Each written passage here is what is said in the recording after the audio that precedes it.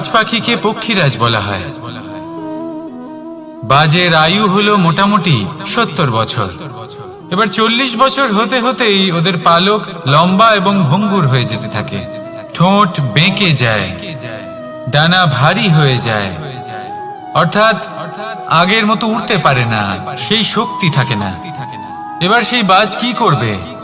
বাজ সব থেকে কঠিন নির্বাচন করে, নির্বাচন নিজের পুনর্স্থাপনা। সর্বপ্রথম একটা বিশাল পর্বতে যায়, একান্তে নিজের এক বাসস্থান তৈরি করে, আর তারপরে পাথরের সাথে নিজের ঠোঁট বারবার আঘাত করতে করতে সেই ঠোঁট ভেঙে ফেলে। তারপরে সে অপেক্ষা করে সেই ঠোঁট পুনর্নির্মাণ হওয়ার। তারপর সেটাই করে নিজের পালকের সাথে।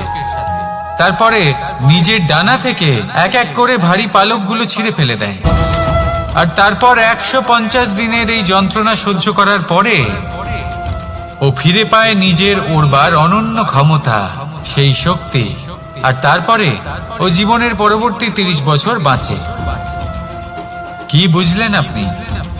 যদি ইচ্ছে শক্তি থাকে তাহলে একজন দুর্বলও শক্তিশালী হতে পারে।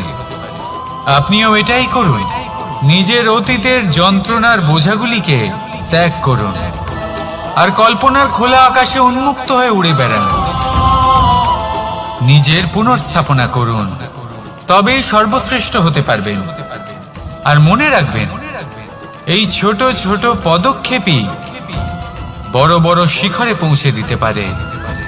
তাহলে আসুন আর আমার সাথে ভালোবেসে বলুন, রাধা রাধা। আপনি কি কখনো জলকে নিজের মুঠোতে ধরে রাখার চেষ্টা করেছেন? চলুন আজ করা যাক।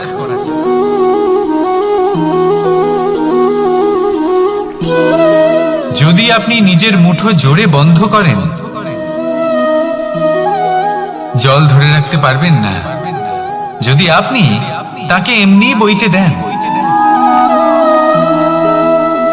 তাহলে ও নিজের পথ নিজেই করে নেবে আর আপনার হাতেও থেকে যাবে। আমাদের জীবনও হলো কিছুটা এরকম, জলের মতো। নিজের পথ নিজেই করে নেয় এই জীবন। প্রত্যেক সমস্যার সমাধান নিজেই করে নেয় এই জীবন। তাই জীবনে যখন কোনো পরিস্থিতি আমাদের প্রতিকূল হয়ে থাকে, কিছুই হয়তো আমরা বুঝতে পারছি না, কিছুই যখন বসে থাকে না, তখন আমরা হতাশ হয়ে পড়ি, নিরাশ হয়ে পড়ি। আর এটাই করা উচিত নয়। শান্ত মনে দেখতে হবে যে এই জীবনে আসলে কি ঘটে চলেছে। কষ্ট সবাই ভোগ করেন। কষ্ট পেলে কেউ রেগে যান, রেগে গিয়ে পরাক্রম দেখান। এটাই তো করা উচিত নয়। শান্ত মনে সেটাই করতে হবে যা জীবন আমাদের শেখাতে চাইছে। জীবন আমাদের সব শিখিয়ে দেবে, শুধু মনে রাখবেন কখন প্রয়াস করতে হবে আর কখন আমাদের প্রতীক্ষা করতে হবে, সেটা আগে আপনাকে বুঝতে হবে। তাহলে আসুন আমার সাথে ভালোবেসে বলুন, রাধা রাধা। বল, শক্তি, পরাক্রম এই সংসারের বিকাশের মূল। কিন্তু কখনো ভেবেছেন যে প্রকৃতি আমাদের এই বল, শক্তি, পরাক্রম কেন দিয়েছেন? যাতে আমরা জীবনে কারোর উদ্ধার করতে পারি, কাউকে সাহায্য করতে পারি, কারোর জন্য ভালো কিছু করতে পারি, কোনো গরিব অসহায় মানুষের জন্য কিছু করতে পারি। এই বল, এই শক্তির সদ্ব্যবহার করতে পারি। কখনো দেখেছেন এমন মানুষ যার কাছে অসীম শক্তি আছে, কিন্তু তার সাথেই অসম্ভব অহংকারও রয়েছে, যিনি নিজেকে সর্বশ্রেষ্ঠ বলে মনে করেন, খারাপ কাজও করেন। আপনি দেখবেন প্রকৃতি এবং মানুষ তাকে ভাঙতে সর্বদা চেষ্টা করেন। মনে রাখবেন, যতই সুবিশাল পর্বত হোক না কেন, তা যদি পথে পড়ে, তাকে ভেঙে পথ প্রশস্ত করা হয়। যদি আপনার কাছে বল থাকে, শক্তি থাকে, পরাক্রম থাকে, তাহলে তার সদ্ব্যবহার করুন, কাউকে সাহায্য করুন, কাউকে রক্ষা করুন। যদি আপনি আপনার শক্তির দুর্ব্যবহার করেন, তাহলে মনে রাখবেন আপনি নিজের বিনাশ নিজেই আমন্ত্রণ করছেন। এবার বল অর্জন করার পরে, শক্তি অর্জন করার পরে আপনি নিজেকে বিনাশ করতে চান নাকি এই সংসারের উদ্ধার করতে চান? সিদ্ধান্ত আপনার। রাধা রাধা। মানুষ আর ধন, এই দুইয়ের মধ্যে সম্পর্ক খুব ঘনিষ্ঠ। ধন হলো সেই শক্তি যার ব্যবহার মানুষ করে থাকে সাংসারিক বস্তু ক্রয় করার জন্য, নিজের জীবন যাপন করার জন্য। আর মানুষ হলো সেই শক্তি যারা ধনকে গুরুত্বপূর্ণ করে তোলেন। এবার একটা কথা বলি, ব্যবহার করা উচিত ধনকে আর ভালোবাসা উচিত মানুষকে। এটা বেশিরভাগ মানুষই বোঝেন না। মানুষ এখানেই সব থেকে বড় ভুল করে বসেন। তারা ভালোবাসেন ধনকে আর ব্যবহার করেন মানুষকে। এ হলো অনুচিত।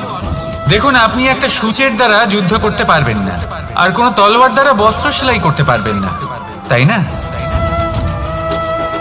কোনটা কিসের জন্য হয় সেটা বোঝা অত্যন্ত জরুরি। আপনিও সঠিক দিকে অগ্রসর হন। মানুষকে ভালোবাসুন আর ধনকে ব্যবহার করুন। যদি আপনি মানুষকে ব্যবহার করেন তাহলে আপনি ভালোবেসে ফেলবেন ধনকে, আর এই ভালোবাসা ধীরে ধীরে পরিণত হবে লোভে, আর ধীরে ধীরে এটা আপনাকে বিনাশ করে দেবে। তাহলে সমস্ত মানুষকে ভালোবাসুন আর এইভাবে ভালোবেসে বলুন, রাধা রাধা। সাফল্য কে না চান? সাফল্য লাভ করার, শিখরে পৌঁছানোর আলাদাই একটা আনন্দ রয়েছে। আর আপনজনদেরও কে না চান? প্রত্যেক মানুষ চান যেন জীবনে তার কোনো আপনজন থাকে যারা সব সময় তাদের সাথে থাকবে, কারণ আপনজনের সাথেই তো সাফল্যের আনন্দ সব থেকে বেশি পাওয়া যায়। কিন্তু আসলে কি হয়, অনেক সময় সাফল্যের খোঁজে সেই পথে চলতে চলতে আমরা আপনদের থেকে দূরে চলে যাই। না চাইতেও দূরে চলে যেতে হয়, ওনাদের সাথে সময় কাটাতে পারি না। আর আমরা ভুলে যাই যে সাফল্যের আসল আনন্দ আপনজনদের সাথেই পাওয়া যায়। সফল হওয়ার পরে আপনদের সাথে দেখা হলে তাদের চোখে আমাদের জন্য যে আবেগ থাকে, যে সম্মান, যে প্রেম থাকে, সেটাই হলো আসল পুরস্কার। আমরা সেই কথা ভুলে যাই এবং একা হয়ে পড়ি। বেশিরভাগ সময় এটাই হয়। বেশিরভাগ সময় সফল মানুষগুলি একা হয়ে যান। এবার আপনি কি চান? আপনি অসফল হয়ে দিনগুলি একাকিত্বে কাটাতে চান, নাকি সফল হয়ে আপনজনদের সাথে আনন্দে থাকতে চান? সেই সিদ্ধান্ত আপনার। সাফল্যের পেছনে ছুটুন, নিজেকে উজাড় করে দিন, কিন্তু আপনজনদের সঙ্গ ত্যাগ করবেন না। সেই আপনজন যারা আপনার সাফল্যের জন্য দায়ী, সেই আপনজন যিনি আপনার সাফল্যে আনন্দ পান, সুখ লাভ করেন, তাদের কখনো ত্যাগ করবেন না। আসুন আমার সাথে ভালোবেসে বলুন, রাধা রাধা। ভগবান আর ভক্ত যখন এক আকার হয়ে যায়,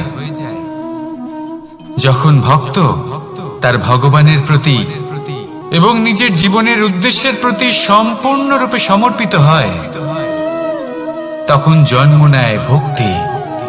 এই সংসারের সমস্ত আশা হয়তো আপনার সঙ্গ ত্যাগ করে দিতে পারে, তখনও ভক্তি সাথে থাকবে। ভক্ত আর ভগবান যখন এক আকার হয়ে যায়, তাদের মধ্যে কোনো পার্থক্য থাকে না। তারা এক হয়ে যায়, এক ব্যক্তিত্ব, এক অস্তিত্ব। সেই জন্য কখনো জীবনে যে কোনো রূপেই, যে কোনো প্রকারেই, যে কোনো ঈশ্বরকে মান্য করুন। মনের মধ্যে শ্রদ্ধা ভাব জাগ্রত করুন, মনে ভক্তি ভাব জাগ্রত করুন। এই সমগ্র সংসারে সব কিছু আপনাকে ছেড়ে চলে গেলেও তখনও এই ভক্তি শুধুমাত্র আপনার উত্থান ঘটাবে। তাই মনে ভক্তি জাগ্রত করুন আর আমার সাথে ভালোবেসে বলুন, রাধা রাধা। শব্দই হলো শূন্য, শব্দই হলো আরম্ভ, শব্দই হলো অন্ত, শব্দই হলো অমর, শব্দই হলো ব্রহ্ম। এই শব্দ হলো অত্যন্ত বিশেষ। কেউ কাঁদলে তাকে হাসিয়ে তোলে, কেউ হাসলে তাকে কাঁদিয়ে দেয়। কারোর মনে উদ্দীপনা জাগিয়ে তুলতে পারে, আবার কারোর মনে কাঁটা হয়ে বিঁধে থাকতে পারে। একটা অত্যন্ত গুরুত্বপূর্ণ কথা যা বোঝা অত্যন্ত আবশ্যক।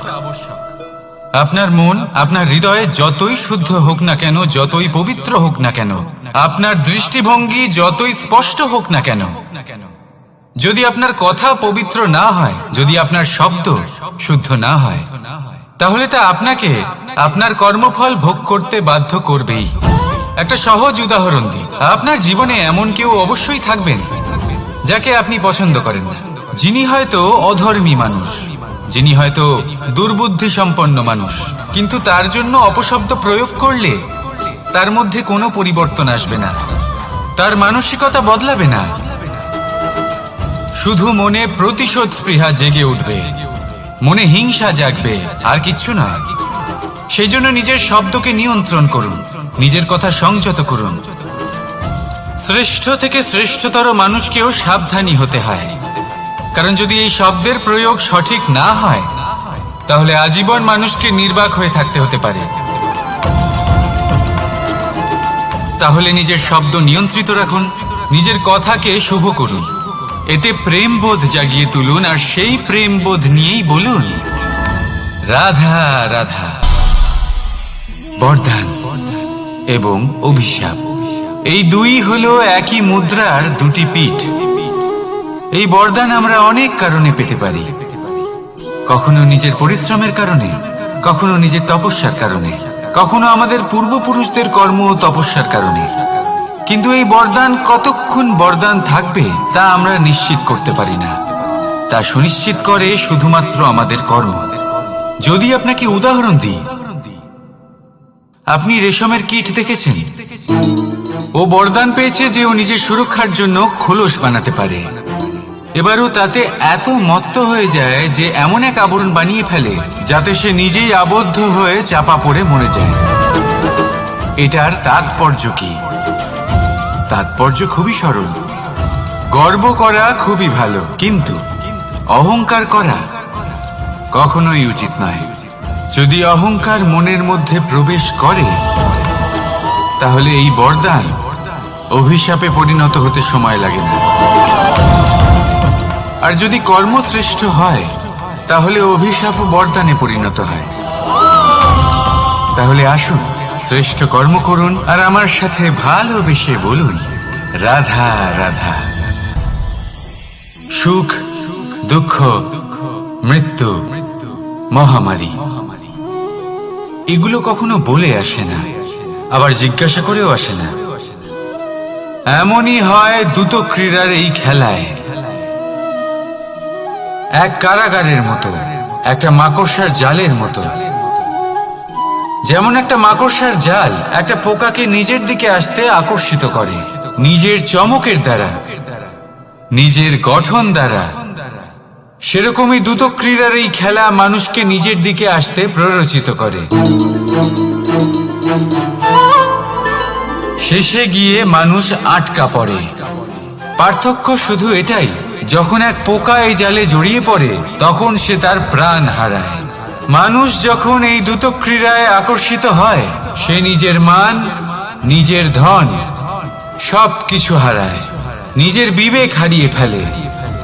কিন্তু আপনি আপনার বিবেক কখনোই হারাবেন না। যদি আপনার মনে লোভ চলে আসে, আপনি লোভী হয়ে ওঠেন। যদি আপনি দ্রুত ক্রীড়ার এই খেলায় আটকা পড়েন, তাহলে মনে রাখবেন এই খেলা থেকে ফিরে আসা প্রায় অসম্ভবই বলা যায়। নিজের বিবেক কখনো হারাতে দেবেন না, কারণ বিনাশ আসার প্রথম লক্ষণ হলো বিবেকের বোধ চলে যাওয়া। এই প্ররোচনায় কখনো পা দেবেন না। আর আমার সাথে ভালোবেসে বলুন রাধা রাধা। বিজয়, বিজয় লাভের জন্য মানুষ কি না করে থাকে, যে কোনো সম্ভাব্য প্রচেষ্টা করে। কিন্তু নিজের বিজয় লাভের জন্য বাজিতে যা ইচ্ছে তাই রেখে দেওয়া কি উচিত কাজ? কখনোই নয়। নিজের হারানো সম্মান, নিজের হারানো সম্পত্তি, নিজের হারানো অধিকার ফিরে পাওয়ার শুধু একটাই পথ রয়েছে, আর তা হলো পুরুষার্থ, দ্রুত ক্রীড়া নয়। যে মানুষ নিজেই হেরে গেছে, নিজেই নিজের জয়লাভ করার জন্য অন্য কাউকে কিভাবে বাজিতে রাখতে পারে? এ হলো সম্পূর্ণরূপে অনুচিত। অনেক সময় অনেক ধন লাভ করার জন্য, অনেক সম্পত্তি লাভ করার জন্য আমরা নিজের আসল ধন, আমাদের আপনজন, তাদেরকে হারিয়ে ফেলতেও প্রস্তুত হয়ে যাই। এটা একেবারেই উচিত নয়। যত বড়ই সংকট আসুক না কেন, আমাদের আপনজনদের আমাদের সাথেই রাখা উচিত। নিজের বিজয়ের জন্য ওনাদের বাজি রাখা ঠিক নয়। এই ভুল কেউ একজন করেছেন, আপনি তা ভুলেও করবেন না। রাধা রাধা। নারী জন্মসূত্রে কারোর কন্যা, ধর্মসূত্রে কারোর পত্নী, আর কর্মসূত্রে কারোর মা। আমাদের মনে এই ছবি আঁকা রয়েছে একজন নারীকে নিয়ে, তাই না? একটা অতুলনীয় ভূমিকা রয়েছে নারীদের আমাদের জীবনে, আর নারী ছাড়া আমরা কিছুই নই। কিন্তু অধিকার, সেখানে আমরা একটা ভুল করে বসি। যখন নারী একজন কন্যা থাকে, যখন সে জন্ম নেয়, তখন তার ওপর অধিকার থাকে তার পিতার। আর তারপর যখন বিয়ে হয়ে যায়, তখন তার অস্তিত্বের ওপর অধিকার থাকে তার স্বামী। আর যখন তিনি মা হন, তখন নিজেই তিনি জীবনের সমস্ত অধিকার দিয়ে দেন তার সন্তানকে।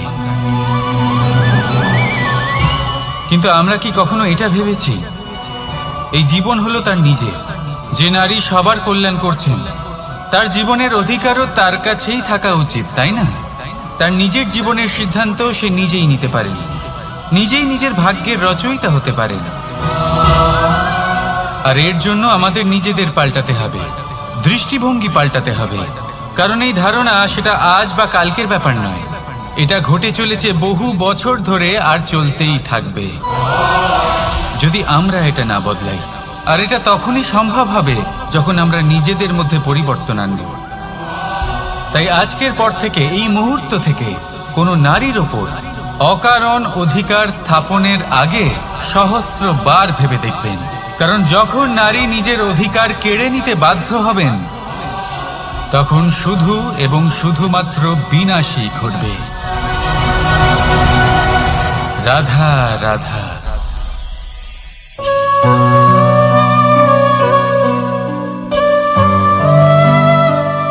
নারী, পুরুষরা যাকে নাম দিয়েছেন ত্রিয়া, কেন দিয়েছেন, কে দিয়েছেন, কেউ তা জানে না। কথায় আছে, পুরুষরা ভাবেন যে ত্রিয়া, ভাবেন একরকম, বলেন অন্য কিছু, আর করেন অন্য কিছুই। কিন্তু সত্যিটা কি এটাই? আসল সত্যি হলো এটাই যে ত্রিয়া হলো সেই চরিত্রহীন পুরুষ, আর কেউ নয়। সেই পুরুষ যারা নারীকে বলেন যে আপনি হলেন মা, আপনি হলেন দেবী, আপনি হলেন বোন। আর ভাবেন কি? ভাবেন যে এই নারী হলো আমাদের পায়ের ধুলো, আর কিচ্ছু নয়। আর কি করেন?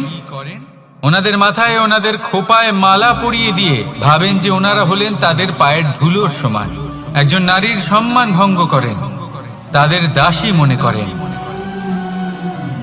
ভুলবেন না, যত্র নারীয়াস্ত পূজ্যন্তে রমন্তে তত্র দেবতা। অর্থাৎ যেখানে নারীকে পুজো করা হয়, সেখানে ঈশ্বর বাস করেন। আর যেখানে নারীকে অপমান করা হয়, সেখানে ঈশ্বর এবং ভাগ্য এই দুই রুষ্ট হয়। মনে রাখবেন, যদি নারী কল্যাণকারী হতে পারেন, তাহলে নারী মহাচণ্ডী রূপও ধারণ করতে পারেন। যদি একজন নারী মাতা হয়ে জন্মদান করতে পারেন, তাহলে নারী মৃত্যু হয়ে বিনাশও করতে পারেন।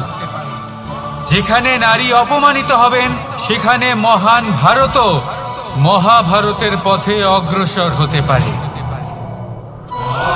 তাই মনে রাখবেন, নারীর অপমান যেন কখনোই না ঘটে। আর যদি কোথাও নারীর অপমান হয়, তার অর্থ হলো আপনার বিনাশ আপনার দিকেই আসছে। আর এটা হলো তার প্রথম পদক্ষেপের প্রথম পদধ্বনি। রাধা রাধা। যদি সন্তান কোনো দুষ্কর্ম করে তাহলে সেই অপরাধ শুধু কি সেই সন্তানের? না, যদি সন্তান দুষ্কর্ম করে তাহলে অপরাধী তার মাতা পিতাও, যারা পুত্রমোহর কারণে সেই অনুচিত কাজে তাকে বাধা দেননি। অপরাধী হলেন তার পিতামহ, যিনি নিজের কর্তব্যবোধের কারণে নিজের পরিবারের যত্ন নেননি, যিনি সন্তানকে কখনো শাস্তি দেননি। অপরাধী হলেন তার সেই গুরুও, যিনি নিজের শিষ্যের সেই দুষ্কর্ম দেখেও তাকে প্রতিহত করতে পারেননি। একজন হবু রাজার কর্তব্য হলো নিজের প্রজার কাছে সে যেন এক উদাহরণ প্রস্তুত করতে পারে, কিন্তু যদি এত অনুচিত উদাহরণ প্রস্তুত হয়ে থাকে তাহলে মা বাবার, বাড়ির বয়োজ্যেষ্ঠদের কর্তব্য হলো ওনারা যেন সেটা সেখানেই থামায়, হয় ভালোবেসে নয়তো শাস্তি দিয়ে। যদি না থামানো হয় তাহলে মহাভারত অবশ্যম্ভাবী। অনেক ব্যক্তির মনে একটা প্রশ্ন জাগে আমাকে আর রাধাকে নিয়ে। বলেন যে না আমি আর রাধা একসাথে থাকি, না আমাদের বিয়ে হয়েছে, আমি এখানে দ্বারকাতে ও ওখানে বর্ষণাতে, তাও এত ভালোবাসা কি করে? এ কেমন সম্পর্ক? আমি তাদের একটা সহজ কথা বলতে চাই। আপনি কখনো আয়নার দিকে দেখেছেন? নিজের দুই চোখের দিকে তাকিয়ে জিজ্ঞাসা করুন, এই দুই চোখ একসাথে কেন বন্ধ হয়, একসাথে কেন খোলে, একসাথে কেন ঘুমোয়, একসাথে কেন কাঁদে? আজীবন কোনো এক মানুষের সাথে সম্পর্ক রাখা অবশ্যই সম্ভব, তাদের সাথে দেখা না করে। আমার আর রাধার ভালোবাসাও কিছুটা এরকমই, আর কিছুটা এরকমই হয় ভালোবাসা দুই নয়নের মতো, যারা কখনোই মিলিত হবে না কিন্তু চিরকালের জন্য একসাথে জুড়ে থাকবে। এই অনুভূতি নিঃস্বার্থ হয়, আর এই নিঃস্বার্থ ভালোবাসা আপনাকে আনন্দের পথে অগ্রসর করে। জীবনে সবসময় নিঃস্বার্থভাবে ভালোবাসুন, শুধুমাত্র আনন্দই পাবেন। তাহলে আসুন আমার সাথে নিঃস্বার্থভাবে ভালোবেসে বলুন, রাধা রাধা। মানুষ, কোন ব্যক্তির নির্মাণ হয় কিভাবে?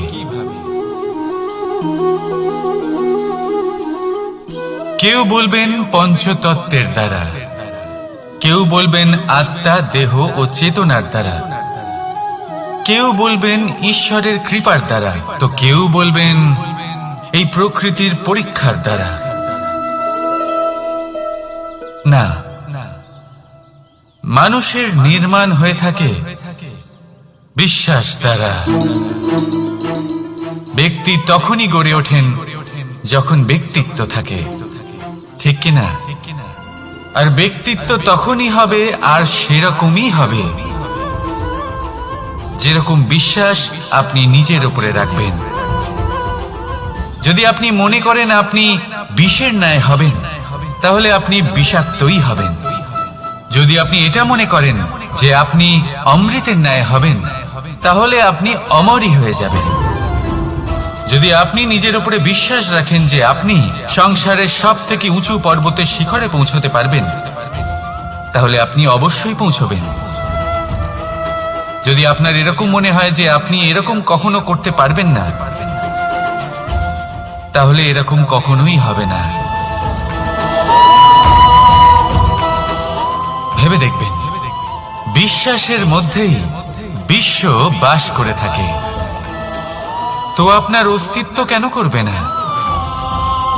যেমন বিশ্বাস আপনি নিজের উপরে রাখবেন তেমনই আপনি হয়ে উঠবেন। সেই জন্য নিজের উপরে বিশ্বাস রাখুন,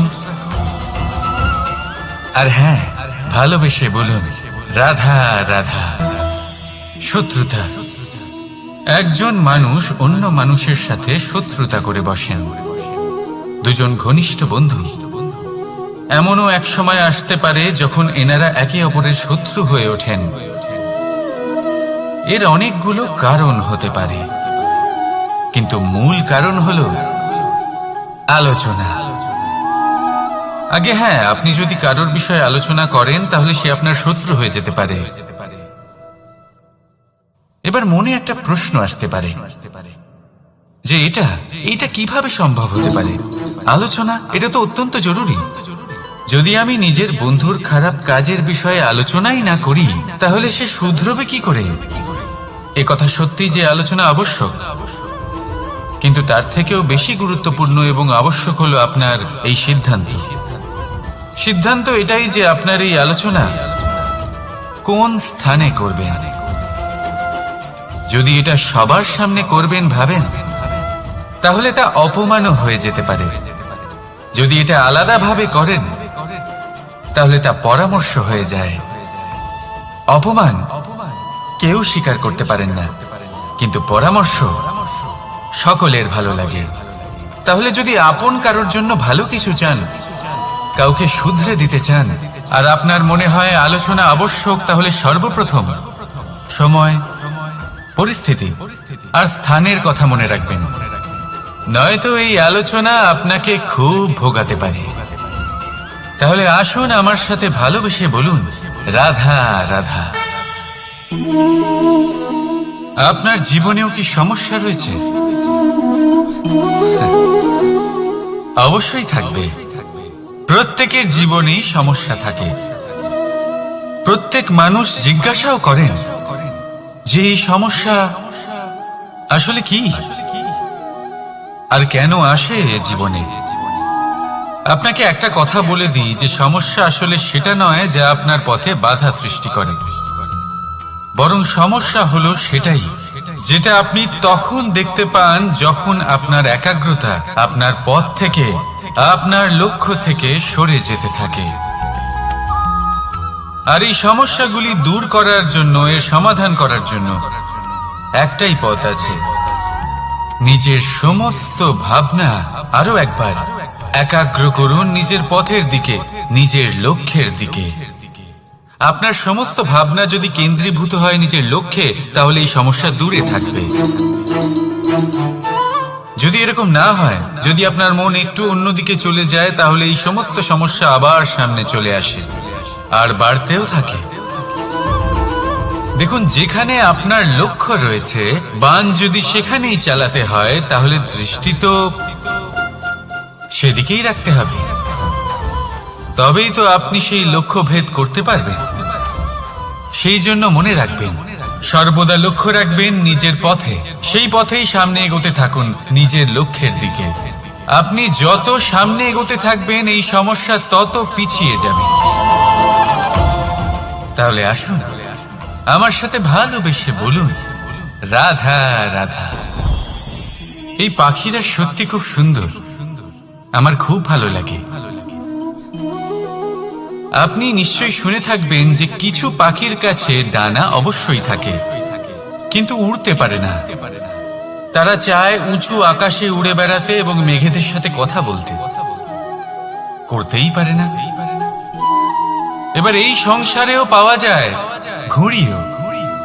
এদের মধ্যে না জীবন আছে, না প্রাণ আছে, আর না আছে ডানা, কিন্তু এরা আকাশের সাথে কথা বলে, হাওয়ার বেগের সাথে কথা বলে, আনন্দ করে, উৎফুল্ল হয়ে ওঠে, আকাশে জীবনের কিছু মুহূর্ত কাটায়।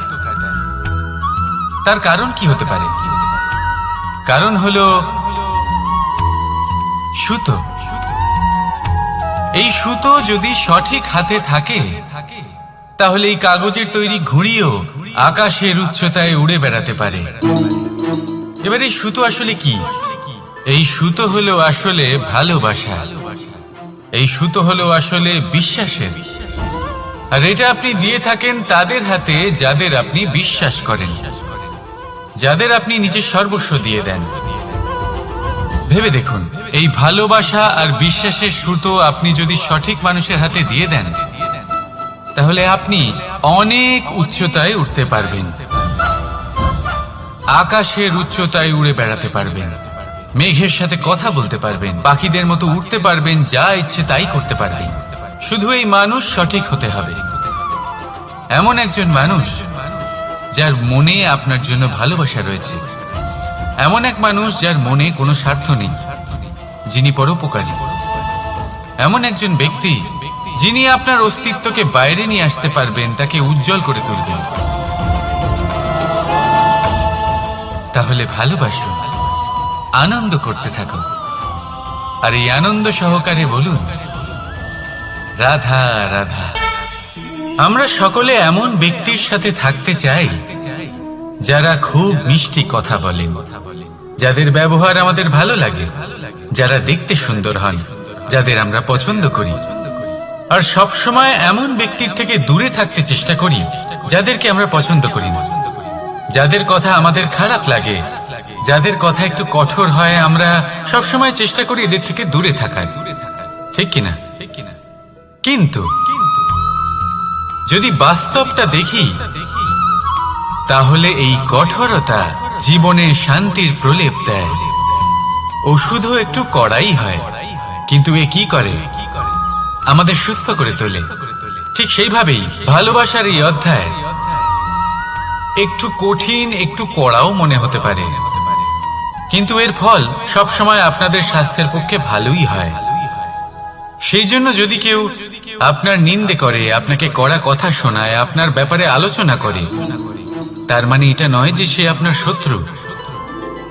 হতে পারে তিনি আপনার বন্ধু হন, আপনার জন্য ভালো চান, আপনাকে শুধরে নিতে চান, আপনার মধ্যে কোনো পরিবর্তন দেখতে চান। সেই জন্য কখনো কারোর কথা শুনে বা কাউকে দেখে প্রাথমিকভাবে এই সিদ্ধান্ত নেবেন না যে তিনি আপনার শত্রু হন নাকি আপনার বন্ধু হন। এমনও শত্রু হয়ে থাকেন যে গুড়ের মতো মিষ্টি মিষ্টি কথা বলে আসলে আপনাকে বিষ পান করিয়ে দেবেন। আর এমনও বন্ধু থাকেন যারা আসলে নিমের মতো কড়া কথা বলেন, কিন্তু আপনাকে অমৃত পান করান। এদের মধ্যে পার্থক্য করতে জানতে হবে, কে আসলে শত্রু হন আবার কে আসলে মিত্র হন। এই পার্থক্য যখন আপনি করতে শিখবেন, তখন আপনি এই সংসারের সব থেকে সুখী প্রাণী হয়ে উঠবেন। এই পার্থক্য বোঝা সহজ নয়, কিন্তু অবশ্যই আবশ্যক। রাধা রাধা। অসুখ। এমন কোন মানুষ আছেন এই সংসারে যার অসুখ করে না? প্রত্যেক মানুষ কখনো না কখনো অবশ্যই অসুস্থ হয়েছে, তার এই শরীর রোগের শিকার অবশ্যই হয়েছে। এবারে দেখুন, এই রোগ আসে আবার এই রোগ চলেও যায়, কিন্তু সেই রোগ আমাদের কষ্ট দিতে কেন সক্ষম হয়? কারণ হলো স্বচ্ছতা। যদি এই স্বচ্ছতা শরীরে না থাকে, তাহলে মানুষকে শারীরিক কষ্ট পেতেই হবে। ঠিক সেইভাবেই অত্যন্ত প্রয়োজনীয় হলো এই স্বচ্ছতা যেন মনেও থাকে। যদি এই স্বচ্ছতা মনে না থাকে, তাহলে মানুষ চারিত্রিকভাবে কষ্ট সহ্য করেন। এবারে নিবারণ কি হতে পারে? বড়ই সহজ এর উপশম। যদি রোগ শরীরে হয়, তাহলে সর্বপ্রথম স্বচ্ছতা বজায় রাখতে শিখুন, এই শরীরকে পরিষ্কার রাখতে শিখুন। বিচক্ষণতার সাথে এই রোগের সম্মুখীন হন, ভয় পাওয়ার কোনো দরকার নেই। ব্যায়াম করতে থাকুন, সব ঠিক হয়ে যাবে। সেইভাবেই যদি এই অসুখ মনে হয়, তাহলে কি করা যায়? সর্বপ্রথম তার আধারের উপরে নজর দিন। আপনার এই আধারই হলো আপনার আহার। যা আপনি আহার করবেন, সেরকমই মানুষ হয়ে উঠবেন। সেইভাবেই আপনি যেরকম ভাবেন, সেরকমই মানুষ হয়ে উঠবেন। সেই জন্য নিজের ভাবনাকে শুভ করুন, নিজের দৃষ্টিভঙ্গিকে শুভ করে তুলুন, সবকিছু সঠিক হবে। আপনার আমার সবার মধ্যেই এক রাক্ষস বাস করে, তার সম্মুখীন হন, তাকে পরাস্ত করুন।